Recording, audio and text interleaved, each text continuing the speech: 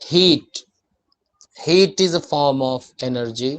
आप कह सकते हैं व्हाट इज हीट। पहली बात तो ये समझना है, अक्सर डेली लाइफ में हम लोग वर्ड्स हॉट है, कोई चीज गर्म है, इस सब से हमारा साबका पड़ता रहता है। अब यहाँ पर जो साइंस की लैंग्वेज में हीट थोड़ा सा और डिटेल चीज है।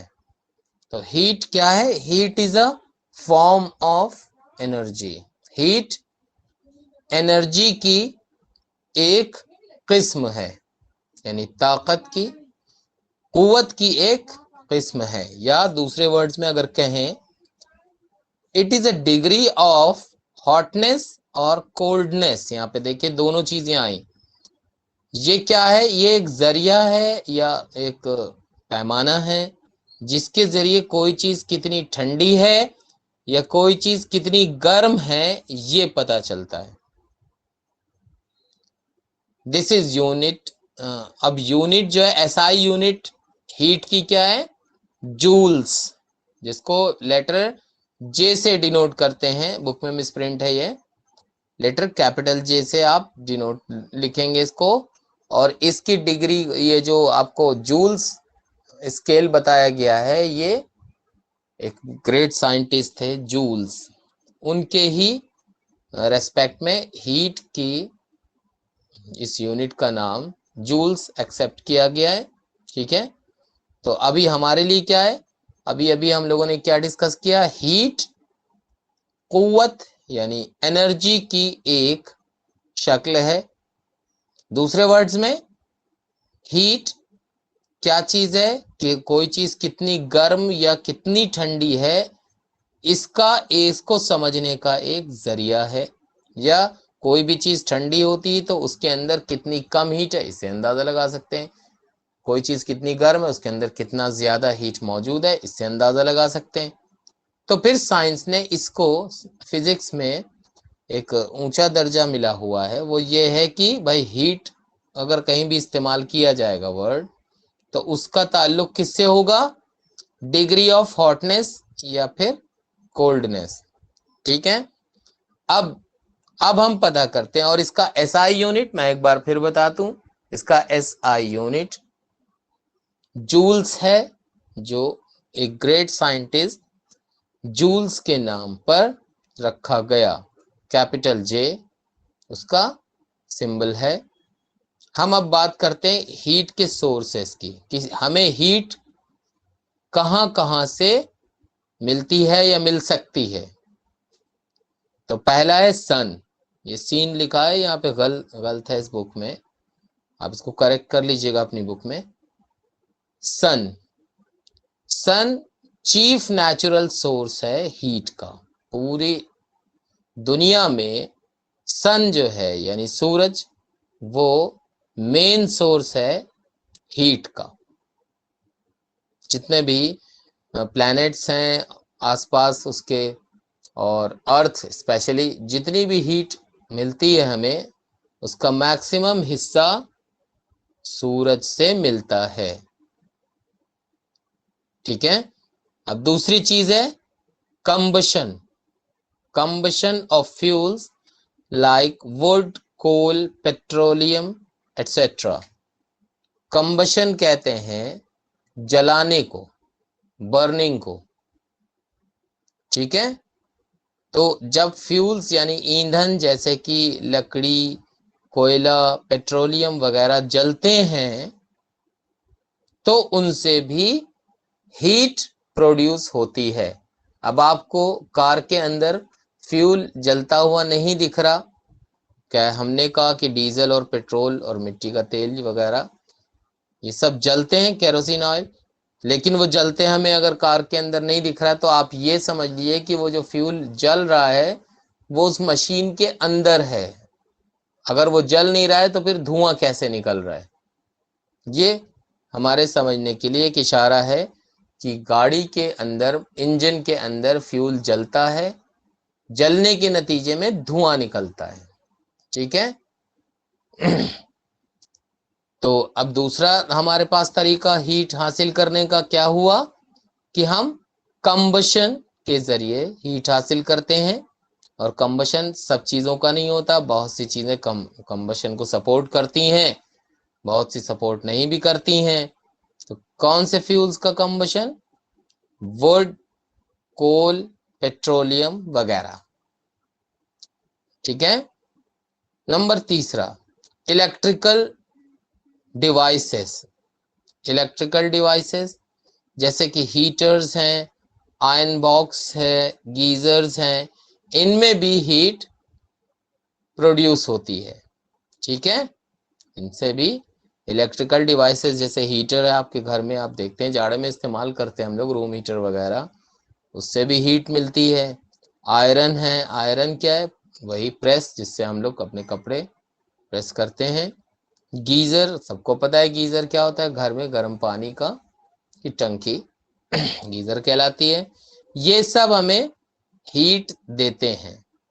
अब आइए एक मेन चीज यहाँ पर डिस्कस करें कि हीट के इफेक्ट्स क्या होते हैं, हीट के असरात क्या क्या हैं। पहला है राइज ऑफ हीट, या कह लीजिए राइज ऑफ टेम्परेचर। ये कहिए हीट से क्या होता है टेम्परेचर बढ़ जाता है। जब जब हीट मिलती है तो पहली चीज है कि टेम्परेचर बढ़ जाता है। दूसरा काम क्या होता है, जिस बॉडी को हीट किया जाएगा वो एक्सपैंड करेगी, यानी बढ़ जाएगी। तीसरी चीज, अगर हीट हम किसी एक चीज को करते हैं तो उसकी स्टेट बदल सकती है, मैटर की स्टेट। जैसे कि बर्फ को अगर आप गर्म करें तो बर्फ सॉलिड स्टेट है वाटर की, और वो चेंज हो जाएगी लिक्विड स्टेट, ओरिजिनल स्टेट में पहुंच जाएगी अगर हीट उसको मिलेगी तो। चौथी चीज, हीट से केमिकल बदलाव भी, केमिकल चेंजेस भी आते हैं। ठीक है, केमिकल चेंज और फिजिकल चेंज, दो तरह के चेंज साइंस की लैंग्वेज में हम जानते हैं।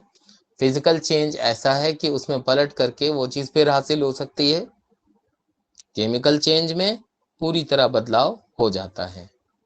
ठीक, अब आइए, अब अगला हिस्सा है कि हीट को इस्तेमाल कहाँ कहाँ करें, एप्लीकेशंस क्या हैं हीट के।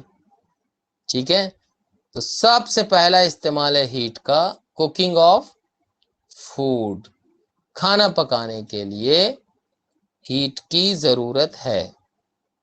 ठीक है, इलेक्ट्रिक आयरन बॉक्स में रबिंग ऑफ प्लैंक, ठीक है, सोलर वाटर हीटर, ये सब चीज जगहें हैं जहां पर हीट का इस्तेमाल होता है। रबिंग ऑफ, एक्चुअली पाम है ये, आप अपने हाथ को रगड़ें तो भी हीट प्रोड्यूस होगी। अब आइए अगला जो टर्म है जो हमें जानना है इससे ताल्लुक रखता हुआ, वो है टेम्परेचर। टेम्परेचर क्या चीज है? Temperature the amount of heat present in a body, उसको कहते हैं टेम्परेचर। किसी बॉडी में कितना हीट मौजूद है ये टेम्परेचर कहलाता है। और एसआई यूनिट इसकी टेम्परेचर की केल्विन, सेल्सियस और फ़ारेनहीट, तीनों ही एसआई यूनिट माने, एसआई यूनिट तो आपकी केल्विन है, अदर यूनिट्स हैं सेल्सियस और फ़ारेनहीट। ठीक है, ही टेम्परेचर की एसआई यूनिट केल्विन है, और बाकी सेल्सियस से तो हम वाकिफ हैं कुछ हद तक, फ़ारेनहीट जो डॉक्टर्स अपने थर्मामीटर में इस्तेमाल करते हैं। अब पहली चीज तो टेम्परेचर की डेफिनेशन क्या हुई, टेम्परेचर का मतलब हुआ the amount of heat present in a body is called temperature. दूसरी चीज है thermal expansion, the tendency of the object to change the size and shape of the object is called thermal expansion.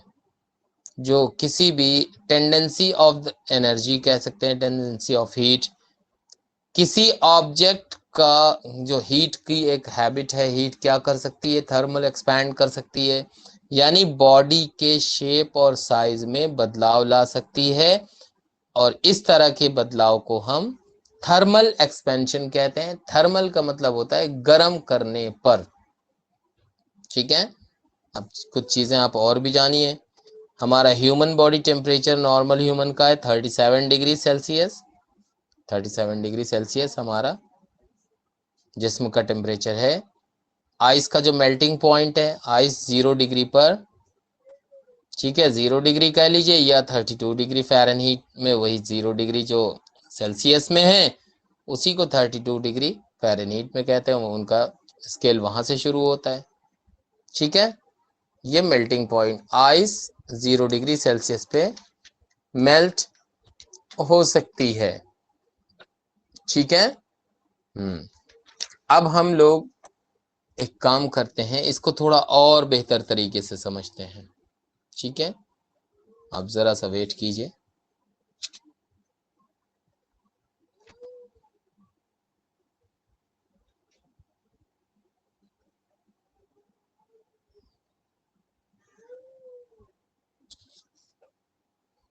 अब ये हमारे पास encyclopedia मौजूद है हमारे system में, तो हम इससे फ़ायदा उठाते हैं, देखते हैं थोड़ा और बेहतर तरीके से इसको समझने की कोशिश करते हैं। ये देखिए आपके सामने जो दिख रहा है, हीट के ताल्लुक से और बेहतर चीज़ें।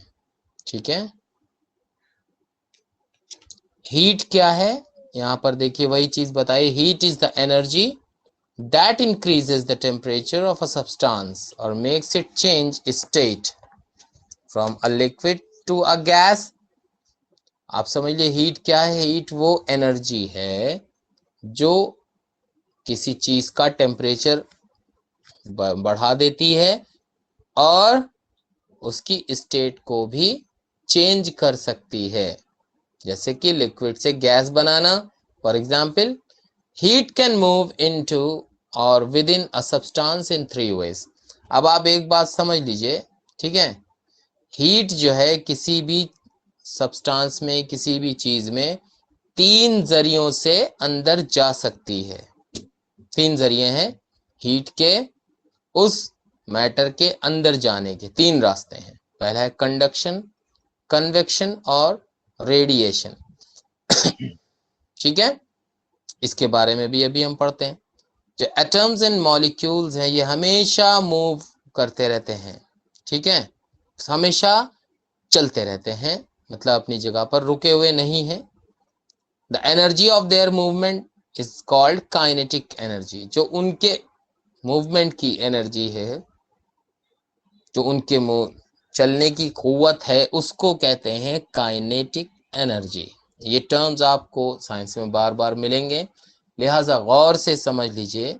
एटम्स और मॉलिक्यूल्स जो हमेशा चलते रहते हैं और ये चलने की जो उनके अंदर कुव्वत मौजूद है, एनर्जी मौजूद है, उसको काइनेटिक एनर्जी कहते हैं। कुछ तेज चलते हैं दूसरों से, और टेम्परेचर जो सब्सटेंस का है वो एवरेज सब्सटेंस, किसी भी चीज का टेम्परेचर का मतलब क्या हुआ, उसके अंदर कितनी काइनेटिक एनर्जी उसके मॉलिक्यूल्स और एटम्स में एवरेज के तौर पे छुपी हुई है, ये है उसका टेम्परेचर। ठीक है, और इसको डिटेल में आगे पढ़ेंगे इंशाल्लाह। अब देखिए यहाँ पर ये आपको बताया गया। पहली चीज तो हम यहाँ जो पढ़ रहे हैं वो है कंडक्शन। ठीक है, when the particles, atoms and molecules or molecules of a solid are heated they move faster। जब मॉलिक्यूल्स को, पार्टिकल्स जो हैं हीट किए जाते हैं सॉलिड के, तो फिर क्या होता है, वो तेजी से चलने लगते हैं। ठीक है, बम्पिंग इनटू अदर पार्टिकल्स। अब दूसरे पार्टिकल्स के ऊपर इवन की बम्प कर से यानी चढ़ जाते हैं। ठीक है, and making them move faster too, और क्या करते हैं, दूसरे को धक्का देते हैं इधर उधर मूव कर करके, तो उनको भी चलाने लगते हैं। ये पूरा जो सिस्टम है, ठीक है, the movement of the particles conducts heat. और क्या होता है, ये जो पार्टिकल्स का मूवमेंट है इस तरह का, इसके जरिए ही हीट एक जगह से दूसरी जगह जाती है। ठीक है, away from the heat source, heat का जो सोर्स है वहां से अलग जाती है। जब आपके मॉलिक्यूल्स गर्म हो करके काइनेटिक एनर्जी बढ़ जाने की वजह से दूसरे पार्टिकल्स को भी धक्का देते हैं, उनको भी तेज चलाते हैं। ये पूरा मूवमेंट जो है पार्टिकल्स का, ये हीट लेके जाता है हीट सोर्स से अलग, ठीक है। As the temperature increases in a metal the particles lose heat as thermal radiation. अब दूसरी बात ये कि जब टेम्परेचर और बढ़ाएंगे मेटल के अंदर तो इसके पार्टिकल्स क्या करते हैं, हीट छोड़ते हैं, लूज कर देते हैं हीट, उसको बोलते हैं थर्मल रेडिएशन, ठीक है।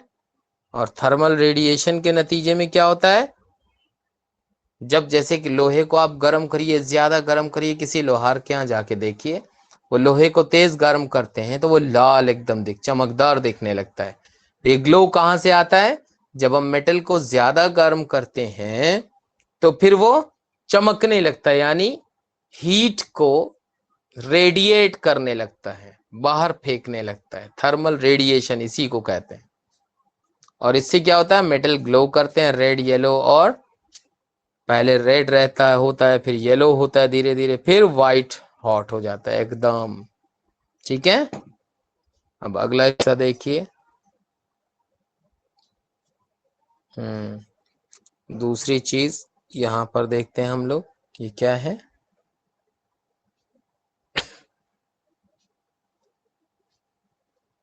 हाँ, और नीचे आना पड़ेगा। रेडिएशन, शाइनी मेटल जो है exterior absorbs the heat radiated from the flame but also reflect some back. अब जैसे किसी चीज को, बर्तन को आप गर्म करिए तो उसमें क्या होगा, बर्तन गर्म करेंगे तो उसका बाहरी हिस्सा भी गर्म, बहुत ज्यादा गर्म करेंगे तो वो रेड हो जाएगा। फ्लेम की जो रेडनेस है वो धीरे धीरे बर्तन की तरफ बढ़ने लगती है। ये सब रेडिएशन के ही कारनामे हैं। अब कन्वेक्शन और कंडक्शन, आपने कंडक्शन अभी सीखा, रेडिएशन सीख लिया। जब हीट निकल के चारों डायरेक्शन में फैलने लगे तो वो रेडिएशन कहलाएगी, ठीक है। देखिए यहाँ पर और चीजें मौजूद हैं, देखिए रेडिएशन के बारे में मौजूद है, ठीक है। यहाँ पे समझ लीजिए, रेडिएशन जो होता है, आपने रेडिएशन का नाम भी बहुत सुना होगा, जैसे वेव्स होती हैं, रेडियो वेव्स, तो वो रेडिएट करती हैं हीट, वो भी हीट की ही एक किस्म है। When unstable nuclei break apart or decay, they may release 3 types of radiation: alpha, beta and gamma. ये थोड़ा और ऊंचे लेवल का अगले सेशन में डिस्कस करने वाली चीज है, ठीक है। अभी आपको ये जानना है कि हीट 3 तरह से जगह बदलती है, किस किस के जरिए, रेडिएशन, कंडक्शन, रेडिएशन और कन्वेक्शन। देखिए यहाँ पर कन्वेक्शन मौजूद है आपका ऊपर, हाँ। As a fluid,